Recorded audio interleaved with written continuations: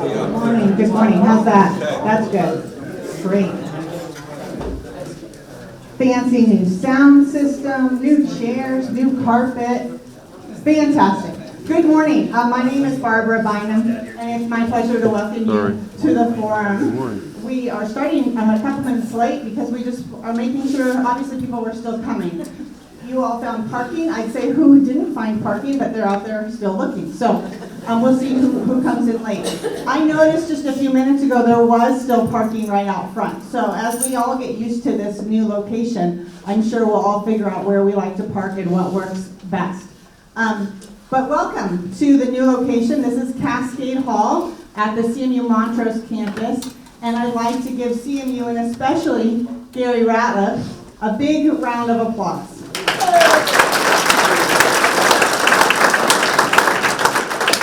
There is also parking in the rear of the building.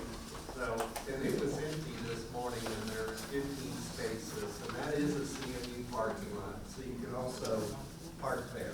Good to know. So Gary and the folks at CMU really made this happen for us. Kathy and I and the other women that moderate Forum have been working with CMU since we knew we'd outgrown the deli last year. But this room needed to be rehabbed, and now it has been. So it's our new home for Forum, and we think it'll work great. The sound system is fantastic. The video system is fantastic. And we're super excited to be here. Currently we have chairs for 105 with 14 more in the wings, so we'll always have enough room.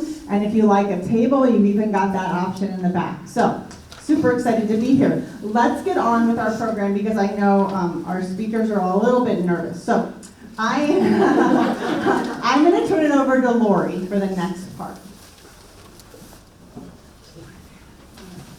Just love the sound system. From what I can hear, can you all hear really well? It's clear. It's wonderful.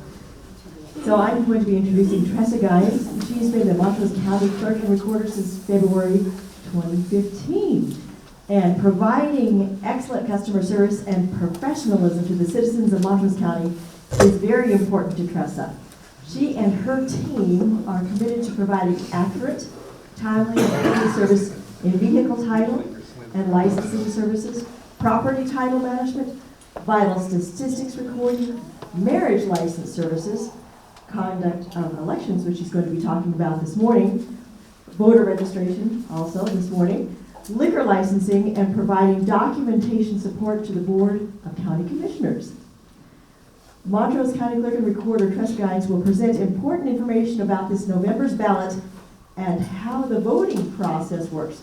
She will preview the 2020 election calendar as well. Welcome, Tressa. Thank you.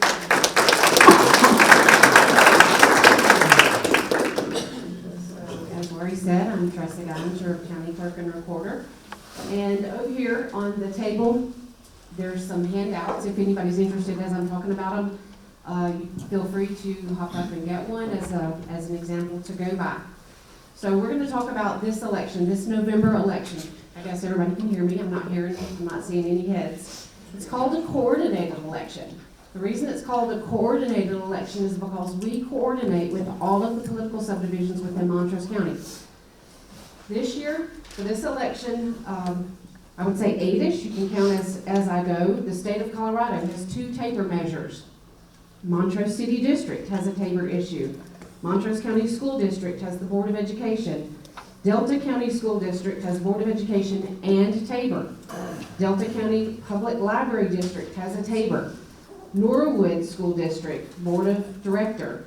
Nuclear Town District has a Tabor, and West End Public School District, Board of Education.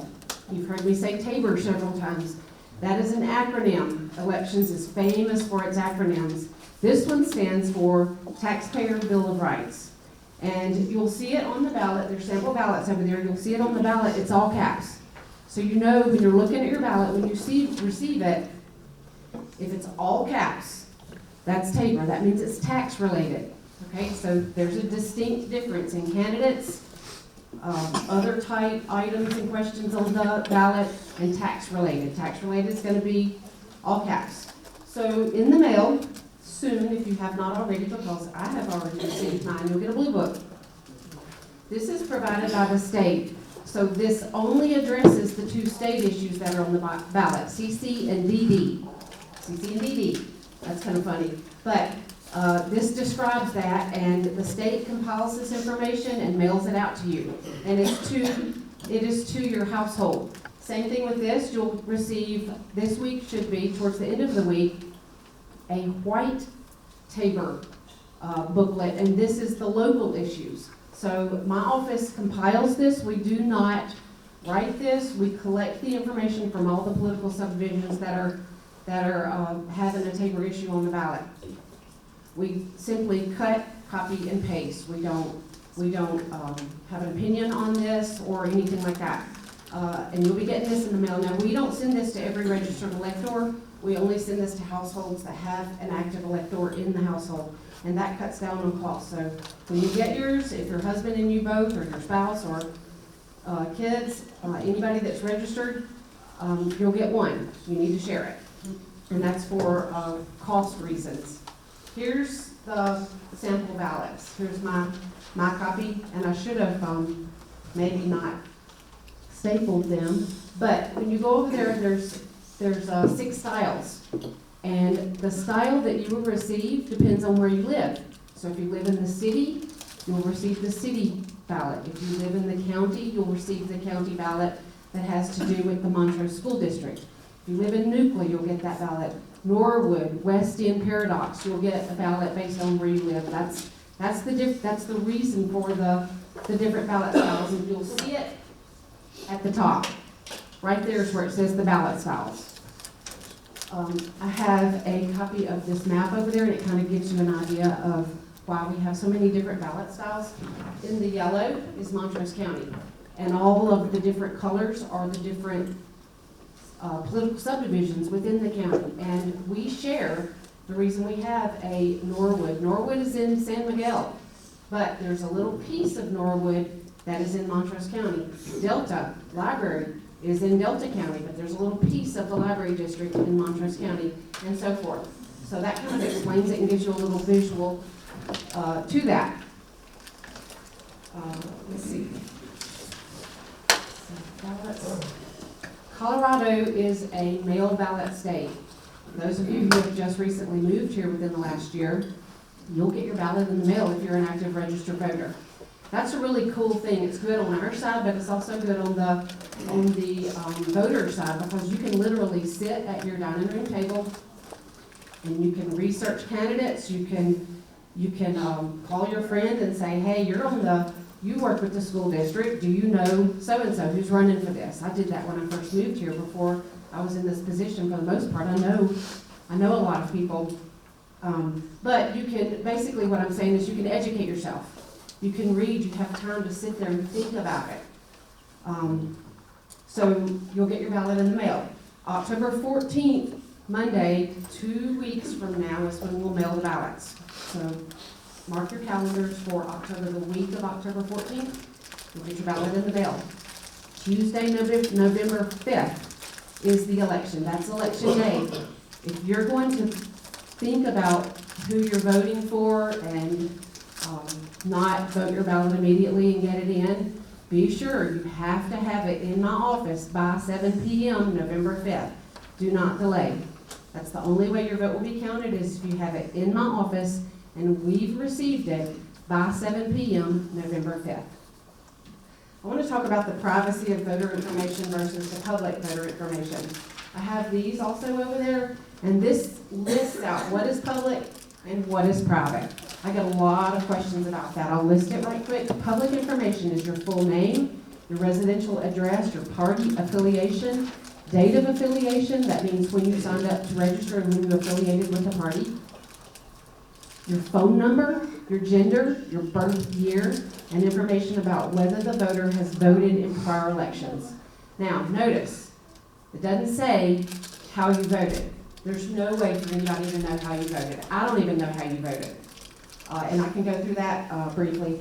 Private information is your driver's license number, your full date of birth, your email address, and your social security number. So that is good information to know as to how these political groups are contacting you. We are not allowed to give out your email address at all. But if someone contacts the state Secretary of State's office and asks for a list of statewide registered voters, know that the public information can be on that list. So, what's the most annoying thing that happens in elections? Political phone calls. Phone calls, all the phone calls that you get. The way to avoid that is, one, just don't put your phone number when you register to vote, don't use your phone number. But you can go in and you can remove your phone number from the database, but just know that once it was ever in there, all they have to do is tap into see the old voter list to get it. The other thing you can do to reduce the calls is to vote, and to vote early. When you get your ballot, vote it immediately and get it in, because as soon as my office receives it, we put your name on the list that has voted, and all of a sudden, the people who are interested in making sure that you vote, they're not interested anymore because you've already voted. So that's the one way that you can reduce some of those annoying phone calls, is to do that. Reduce those. About a week ago, on the front page of the newspaper, the Secretary of State announced an initiative that she's interested in removing QR codes on the ballots. So you'll see on all of those sample ballots, those are samples of the ones you'll get in the mail. This impacts machine ballots. So this is a sample of a machine ballot. And what this impacts in Montrose County is 3% of the voters. And that's when you physically come in person to my office and you vote on the machine. And a good paper trail, it's a good process, is you vote on the machine, then the machine says, are you sure this is the candidates, this is the items that you voted for, are you sure you want to do this? You hit yes, it accepts your ballot, and then it prints out a ballot. This is what it prints out. It does have a QR code on it, but it also lists right here all of the things that you voted for, so you can look at it and you can say, yes, that's true and correct, I'm good with that. You fold it and you put it in the ballot box, and this is what our machines scan. The reason the QR code is used in this instant for machine printed ballots is this is how our software reads it. So to implement a change of the QR code, it's going to be a software change, it's going to be an expensive scenario, and her target date to implement that is 2021. I got a lot of questions about that. Is immediately we won't see this, but that is not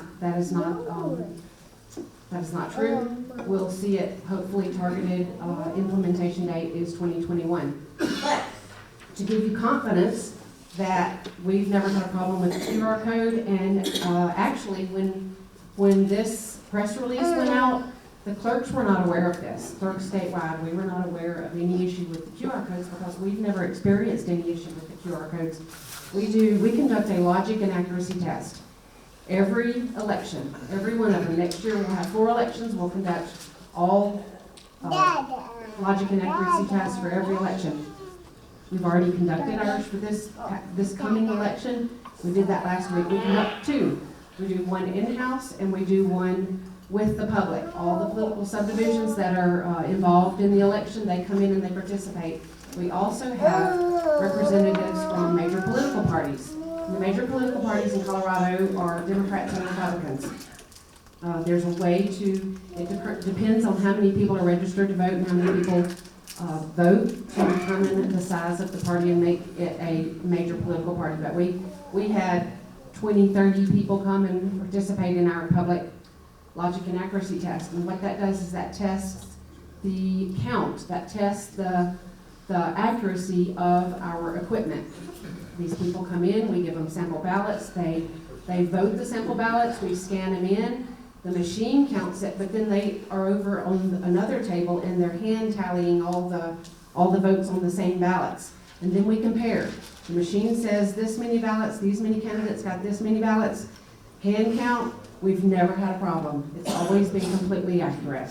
Never had a problem. So I understand the perception issues with the QR code, but as far as experience, we've not had any issues with that. So that was it as far as this election. with my time being limited, and I know I've got to give it over to the candidates. But for next year's calendar, like I said, we have 4 elections next year. Next year is a big presidential year. It's a huge year for us because people are interested in voting for their president. So March 3rd, mark your calendar, March 3rd is the presidential primary. I see Mark here. That might have been before your time. It was the legislative decision to have a separate presidential primary, separate from the regular primary. So we have a presidential primary March 3rd. That will only be the presidential candidates on that ballot. April 7th is the municipal election. We conduct the municipal election for the city, and if you live in the city, you'll participate in that election. Then June 3rd is the regular primary. Now, also, starting 2 years ago, unaffiliated voters participate in the primaries. So you also have the ability to vote, but you still have to vote one of the parties, one of the ballots. Then November 3rd is the general election, and that's the one that will have the presidential candidates on it that has been weeded out in the primary. Questions?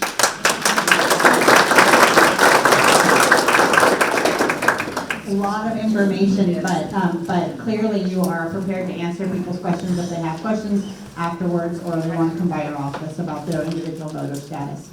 Great, okay, let's get on with the show in order to make the most use of our time. So there are 4 districts that are open for elections at the school board this year out of the 7 seats. And there's District B with 4 candidates, District D with 2 candidates. There are no candidates in District F, which means the school board will take applications and appoint someone, and they'll have to run again at the next election, so in 2 years. And District G with 3 candidates, and we're going to go in order. So if you're taking notes, we're not mixing it up on you. We're going to try and keep it as organized as possible. So with no further ado, we'll kick it off with District B, and the first candidate, alphabetical by last name, is DoriAnn Adragna.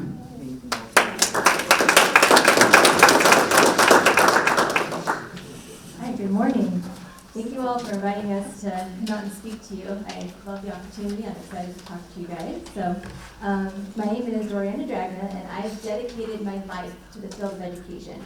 I remember working my first job pollinating the Oasis sweet corn, and it was pretty cool because I was basically like a human bee, and I was fascinated with the process, and I thought that was really neat. And I've appreciated the sweet corn every year ever since then because it's a lot of hard work. And as a junior at Olathe High School, my counselor introduced me to the field of school psychology, and I loved it. And I decided to pursue advanced degrees in the field of child, family, and school psychology from the University of Denver. I love school, and I wanted to obtain a skill set to help other students reach their full maximum potential and to help them be successful in life and in school. I worked in school districts as a school psychologist. I'm an expert in mental health, learning, and behavior, and apply my skills to help students succeed academically, socially, behaviorally, and emotionally. My goal has always been to come home and serve the community that I grew up in and the district that I graduated from. Through my work as a private practice school psychologist in our community, the needs of children and their families were highlighted. Our board has made good progress to help our students and our schools safe by working with local law enforcement. I want to continue that good work. Our children need access to mental health care and early intervention services. We need to continue our work to prevent bullying. Bullying is an unacceptable behavior that adults and children are responsible to stop. We need to focus on teaching emotional regulation, social interaction, and conflict resolution skills, starting in preschool. We need Child Find to be available year-round to assess children for developmental delays, and we need children to qualify for services to teach skill deficits. If a child has difficulty with vision, we provide them with glasses to help them see. We need to approach behavior concerns the same way, by teaching the deficit. By waiting, we fill the child, and ultimately we fill our community as we continue to let the child have their deficits grow. When you elect me, I will bring my expertise, experience, and passion to the board to ensure that every child in our district reaches their full potential in all aspects of their life. Thank you. If you want to learn more about me, you can go to my website, votefordrdori.com. That's vote, the number 4drdori.com. Thank you.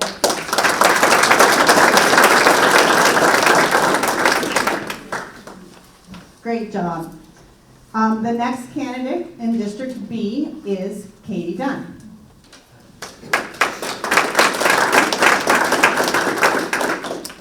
Good morning. My name is Katie Dunn. I'm running for District B. I moved to Montrose at the age of 13 from Houston, Texas. I attended Centennial Middle School and also went to the high school.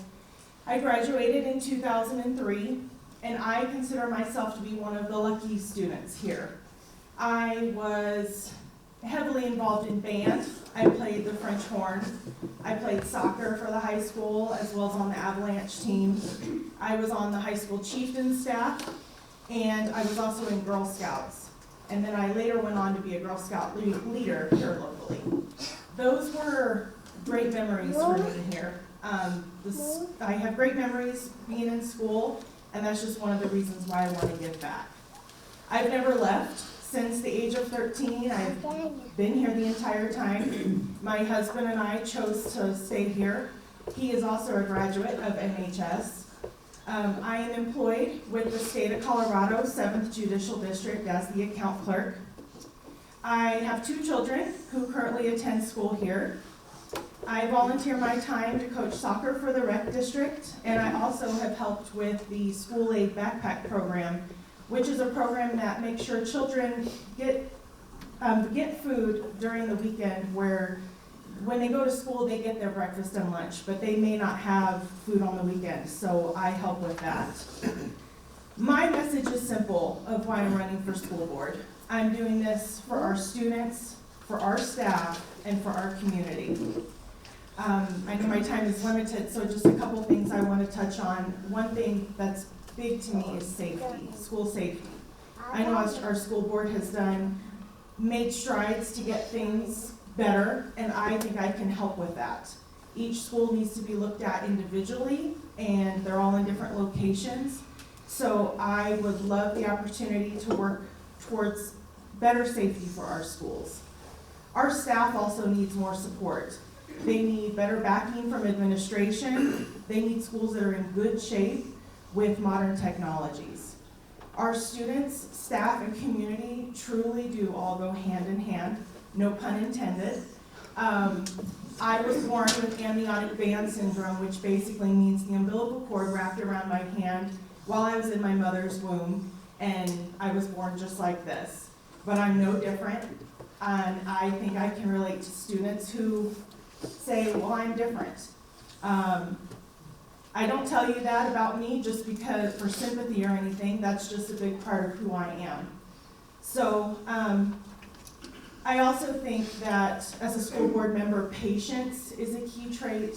I think no matter what you do, you need to gather all of the information in order to make rational decisions that are in the best interest of everyone. I'm ready to give effective communication and show honesty and transparency if I'm elected into the school board. I believe my knowledge and experience from not only being a student here, but now being a parent who are in school and an active community member, I'm just looking for the opportunity to work along with the board and the community to give our students, our staff, and our community what they need to be successful. And I hope to earn your vote on November 5th. And I'm Katie Dunn. Thank you.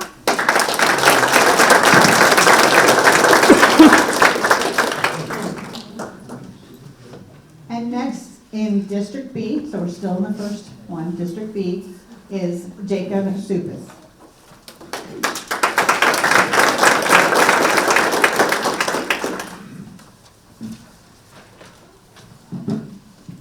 As I lose everything as I get up here.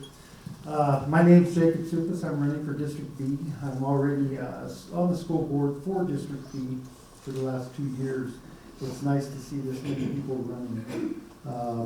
First off, I was born and raised in around Olathe, Colorado on a farm. The fourth generation of my family is now starting Olathe Elementary School. As a matter of fact, one's in high school.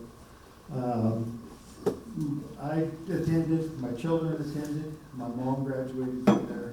So I have a very much a vested interest in the school district. I have tons of relatives who all graduated from Montrose and Olathe. My work history, just to let you know, I am a retired police officer. I worked at a sawmill when I first got out of school, then I worked for Paonia Police Department when I was 21. Then I worked for Tom Gilmore here in Montrose County for a few years. Then I spent the last 27 years with the Montrose Police Department. During my time in the Montrose Police Department, I was on the SWAT team, of course everybody is, but I also started the school resource program in 91, 92. Gene Hill was teaching there, and Debbie Carroll and I stepped in about the same time, and she taught there, and I tried starting a good school resource program, which I'm glad to say is a lot different than what I started, but it's still going today strong. So I worked through that. I got promoted. I was a trainer for new police officers for several years, and then I ran the training program for 13 years. I was a detective sergeant. I worked a lot of cases, talked to a lot of people. I know the underside of the Montrose, city of Montrose. So there is, and that's a lot of concern for me. I retired in 2016 after 27 years. My biggest, the biggest things we're going to be facing right now is Mr. Stephen Shields. He retired. So we're going to be starting this process for looking for a new school superintendent, which is very, very important, especially the school board. He's the one who appoints that person. I've been involved in several hiring processes, from chief on down to sergeants being promoted. So we need to start working on that, and there are things called focus groups that people can get involved with the decisions. You're not making the decision, you're giving the recommendations to the school board.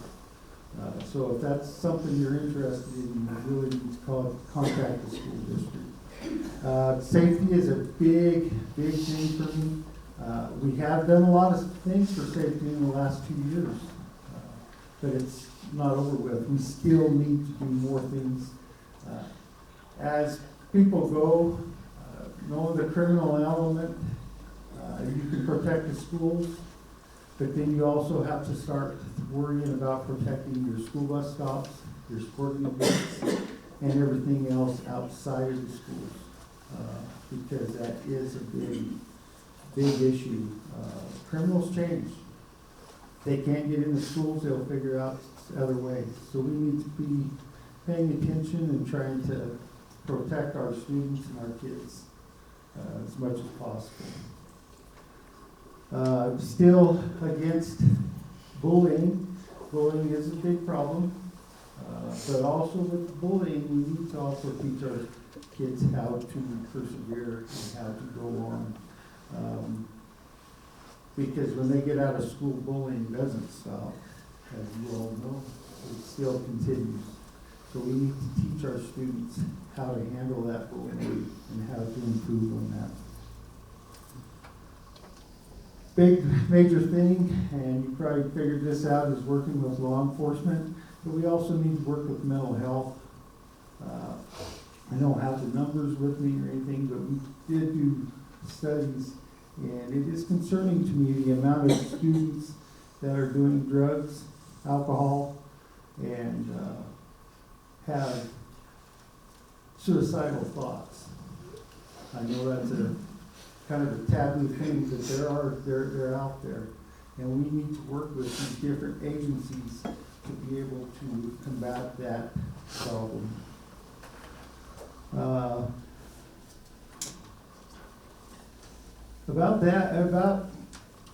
Now we just need to try to work on better education. I think if our students are better taught and learn more, and are smarter, they'll make better decisions in life. So, yeah, that's about it. I see her sneaking up.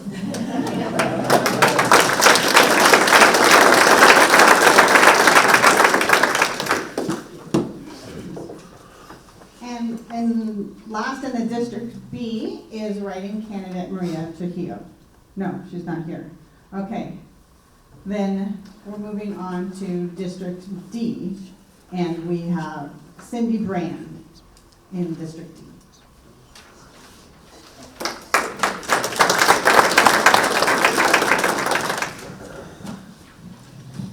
Good morning, everybody, and thank you for coming. My name is Cindy Brand. I'm running for District D. I've been in Montrose, Colorado for 8 years. I have 7 children, 3 grandchildren, and I have 2 children and 3 grandchildren still in the Montrose district. I'm running to be a voice for my children and the children of our community. I volunteered since the age of 18 with special needs children, and I think I could really help in that department. I also have a huge concern with safety. I work in the medical field, and I think that I could really support and help in that area. Bullying, like everybody else, is huge, and we need to figure out how to get control of that and lessen it, especially in our schools. Really don't have a whole lot. It's my first time running. I really want to be a voice for the teachers, the children, and the parents. I've talked to several teachers and parents in the last few weeks, and their voices need to be heard throughout the community. And I hope that you guys will vote for me for District D. Again, Cindy Brand. Thank you.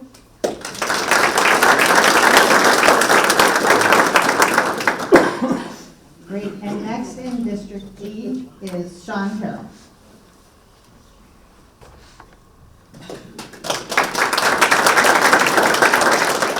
Good morning. Thank you for coming out and listening to us this morning.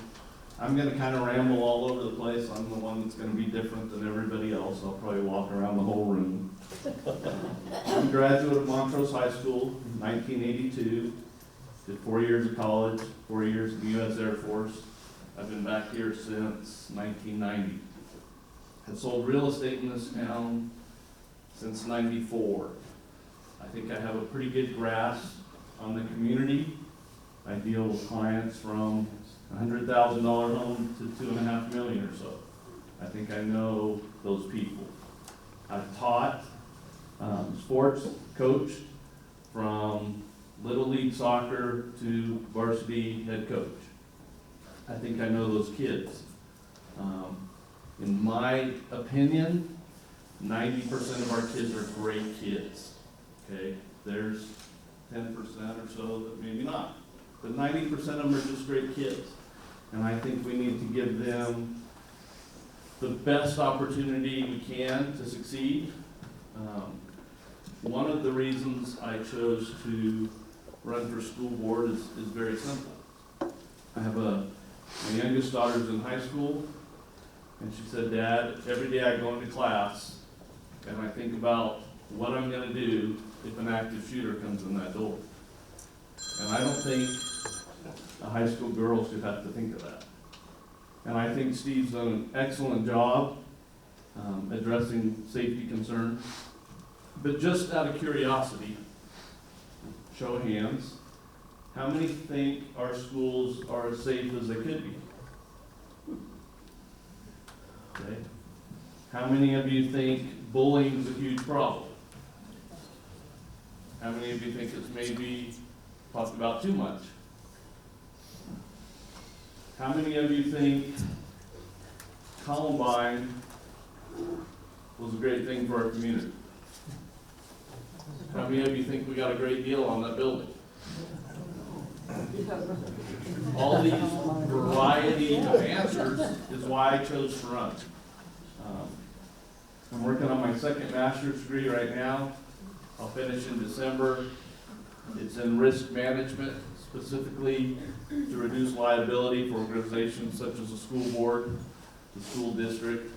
I just want to be part of that process, and that's why I'm running. And I appreciate your vote in November.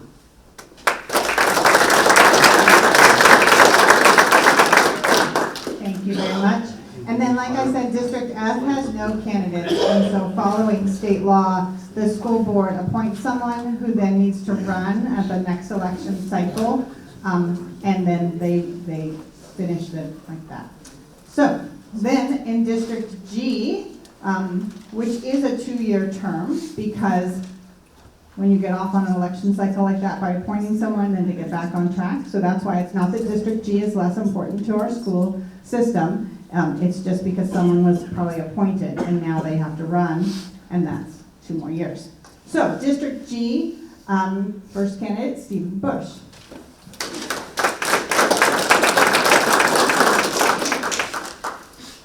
Thank you, and good morning, and thank you all for attending. It's a great crowd to see everybody that's interested coming out and listening to all our candidates talk. So she just mentioned me. I'm the one that was appointed to District G. I was approached in January of 2018 by my longtime buddy, Mr. Suppes. He goes, let's go have coffee. So we went and had coffee, and he proposes this idea that I represent District G where I live.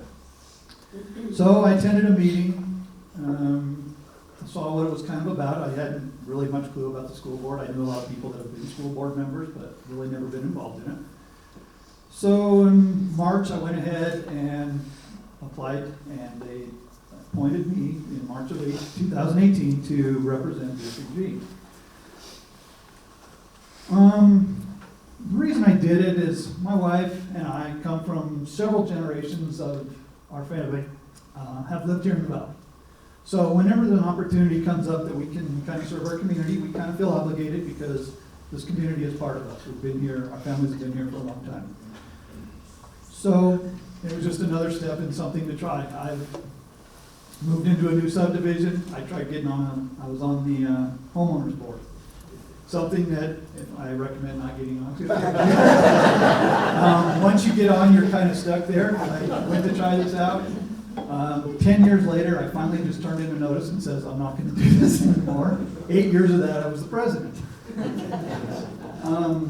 My kids, I got 2 kids still in school, 2 middle schoolers, twin girls, teenagers, 13 years old. Active in sports, they play soccer. We've heard about Avalanche soccer before.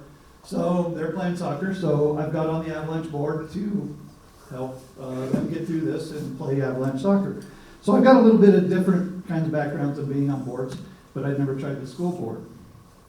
So being on the school board has been a great experience. It's been a learning experience for me. In my time on the board, something that's kind of been important to me with having kids in school, been mentioned before, is safety. So I've been on it last year, I've been on the safety committee. And we've made great progress in our schools. Employees have been trained in ALICE, which is kind of a civilian response training to aggressive intruders into schools. So our employees are being trained on these things to help protect ourselves. We've been making our schools more secure. We've been adding fencing around most of the schools. Entryways have been secured. The main entrances into schools have been redesigned, so it's restricted access to get into our schools. So we're making great progress in this. In this time since I've been on board, we've hired a director of safety. And he's working on new communication systems inside the buildings, working on new radio systems, all to help make our schools safe for our employees and our students. So that's kind of a big deal since I do have kids in school. Another thing that's kind of important to me is testing scores, standardized testing. And we as a board have been working on ways to get our standardized testing improved every year. And the way to do this is to help our teachers succeed. So we need to get our teachers up on the current technologies, improve their curriculums, new curriculums that are always out there, and have a safe and comfortable place for them to be able to teach to. So, and we have to do all this and still maintain within a budget. And the budget is a big deal to everybody. It's always, it's one of the first things that comes up is always money. So doing all these things, it's a big balancing act, and it's kind of a difficult thing, but we need to stay within budget.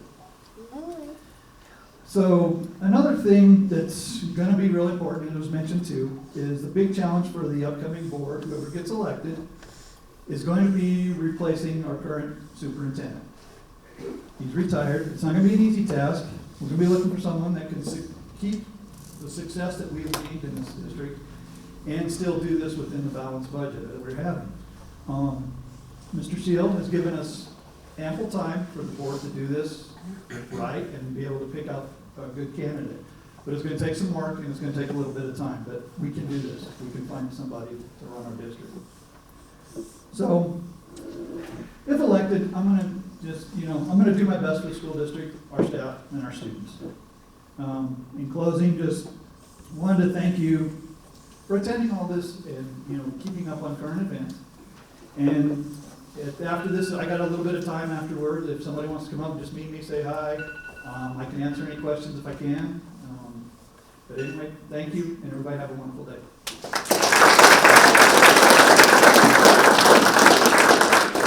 Thank you very much. Next in District G is Melody Gillette.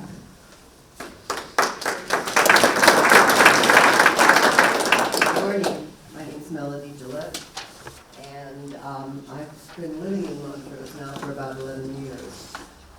I've worked here as a volunteer for the Montrose Animal Protection Agency as well as for the retirement people at RSVP. I have, pertinent to this particular position, I have two things that I have done in my life before I came here, pretty much. One of them is I have worked as a teacher. I have a teaching certificate and a couple of other things that I have. I've worked in large cities and worked as an administrative person there, and I've also worked in small cities as a school teacher.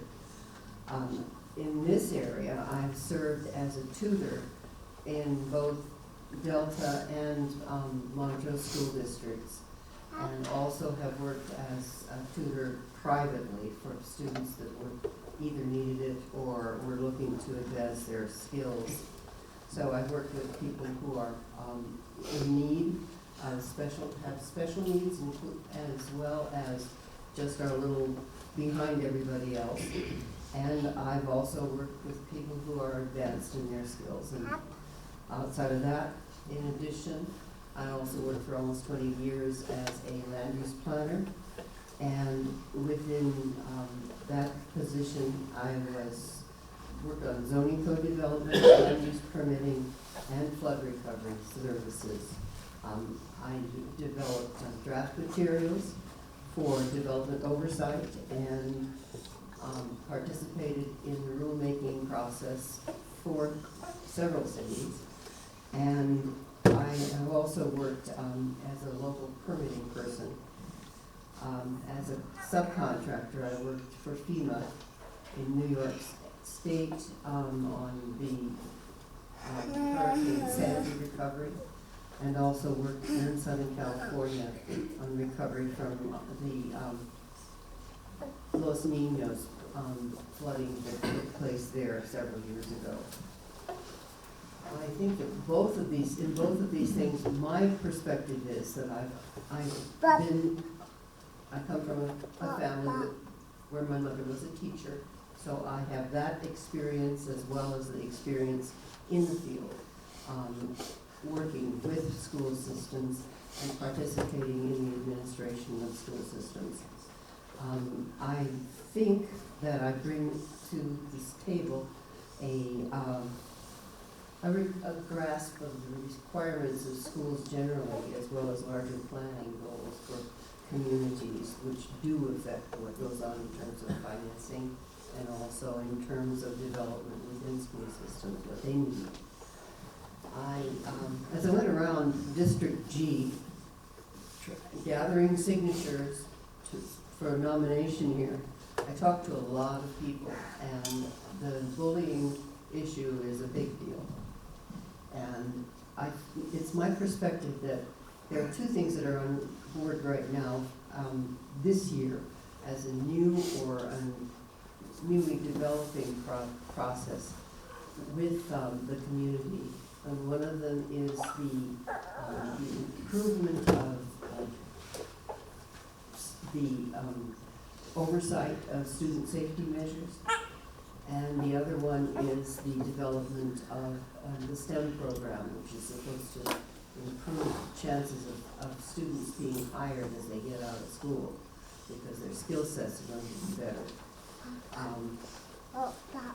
Because Montrose is spearheading these two highly ambitious programs, I think that part of what is going on within the idea of bullying in the schools will respond to the kinds of services that are being applied now in the school system. I honestly believe that a kid who is going to bully is not going to walk up to a kid and bully him. If you know somebody's going to come around the corner with, training and spot him and say, excuse me, and take him into the office. I honestly think that that's partly true. However, I have to say, my brothers both went to school here, and there was a bullying problem even back in the day. So it's, in that case, what happened is the students took responsibility, and they did control the bullies in their own system. I don't recommend it, but at least nobody's carrying guns. So anyway, because parents do have a struggle with the expectations of high school itself, and the issues of school safety, I would like to make sure that when I went around asking people to nominate me, I also talked to them about how available I would be, and my intent is to stay as open to people as I can. Thank you very much. I see.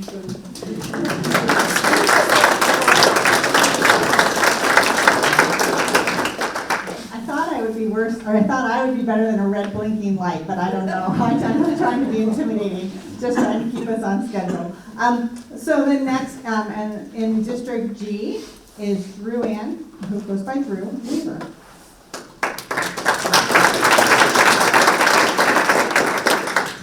Good morning. I am a product of our school system. I went through my entire primary education here, and my family has been involved in this community since they arrived in the early 70s. I kind of have a little bit of a different take on our school and our school system. I believe that a lot of the problems we face with bullies, with criminals trying to get into our schools, it has to start at the very beginning with the support for our children. Because these are the children that grow up to become either these successful citizens or these citizens that plague us with danger. And I was a victim of bullying in this school district. And what I've learned as an adult that kids don't often see as a victim of bullying is that it's not just the kid who's bullied, it's the bully. No normal, happy person sets out to make another person miserable. So the bully also needs attention. What's going on with them? Why are they so discontent, upset, or unsupported that they feel they have to go out and harm another individual? And there's lots of things we can do as a community to help these students become successful individuals, to not be a bully, to not feel the need to harm another person. I work at the Center for Mental Health, and mental health for our students is important. But the other thing that's important is support for our educators. When my kids got into school, I was fortunate enough to be able to spend a good portion of time volunteering in their classrooms with their teachers, side by side with our educators. And it's a unique view of what expectations are placed on our educators every day. They have to handle a lot. They're not just teachers. They're trying to fill in the gaps that some of our parents in our community are leaving. They're unable to parent their children. Our teachers then have to try to fill in that gap for this 8-hour day that they see these kids. And if we're not supporting our educators, they're unable to do their job effectively. We have a beautiful community. We can attract wonderful people to this community, wonderful educators. and foster that in some of the people that are already here, but how do we keep them? How do we keep solid educators in our system? I also understand the need for technology, but no iPad is going to replace a good teacher. For those of you young enough to have had these technologies introduced to your school, who do you remember? Do you remember the computer, or do you remember the teacher? People know me as Drew because of one of my favorite teachers in high school. Shortened my name because that was easier. And it stuck. And that teacher has stuck. Not the computer that was in the lab that we played Oregon Trail with. Learned how to make a pumpkin on. That teacher, that human. Technology is important. It's where our society is and continuing to go. But it's never going to matter as much as the people that touch each of our kids' lives. I have 2 students in this district now, both in middle school. And so far, I feel like I am doing my part as a parent to raise good citizens. But without the teachers on the ground helping them maintain that every day, my efforts would be less effective. So I'm coming from the standpoint of ground up. If we help support and raise good citizens with our teachers, with our programs, then some of these other problems we face today may be a little bit less. Thank you.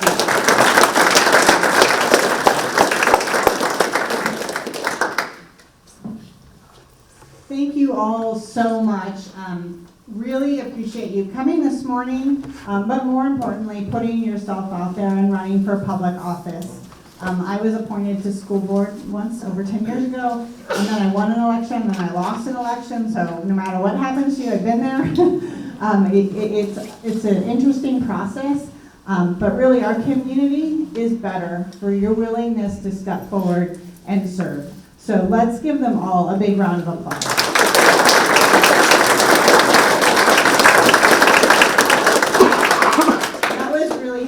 Really informative, and I'm going to turn the mic over now to Kathy Heavers, who's going to tell us about next week. Since this is a new space, could everyone hear well enough? Those of you in the back? Okay, that's good. We've been plagued with problems with the mic, so it would be nice if everybody could hear. Next week, it's CCDD2A. And we'll have actually 4 different pieces. League of Women Voters are going to be here to talk about the CC and DD. They're going to start with the background, then the proposal, what those for it have to say, what those against it have to say. It should be a really nonpartisan, unbiased look at those 2 measures. We had, back in July, I think, the police chief come talk to us about public safety, but at the time, they hadn't decided whether to put it on the ballot or not, and that was up to city council, I believe. So we haven't heard the ballot measure, the language, what all is involved, and what will be the benefits if it's passed. So we've invited some members of the Blue Ribbon Committee, David Reed and Phoebe Benziger, and they will be part of the program as well. And then we invited President Foster of Colorado Mesa University Grand Junction, and up until yesterday he was coming. But I got an email yesterday that he has a change of schedule. So they're sending Vice President David Wagner to come, and he is a Montrose High School graduate and has worked his way up the ladder at CMU. So he has a local perspective as well as the college perspective. He's going to come talk to us about this campus and specifically this building. So it should be interesting to hear from him, but it's also our opportunity to thank CMU, because CMU Grand Junction, actually President Foster was the one who okayed all the dollars to remodel this building. I think Gary would say it's a work in progress. If you had the opportunity to wander around, this whole building is huge. There are lots of spaces and they all need to be remodeled. So we're very fortunate to have this. They've been generous to us. When we approached Gary about this, we said we need it every Wednesday, we need it for free, we need it to be all set up. We needed to have a good sound system and all the electronics. It was a big request. And Gary got right on it, and we've been working for the last 9 months to have this happen. So again, kudos to Gary. He really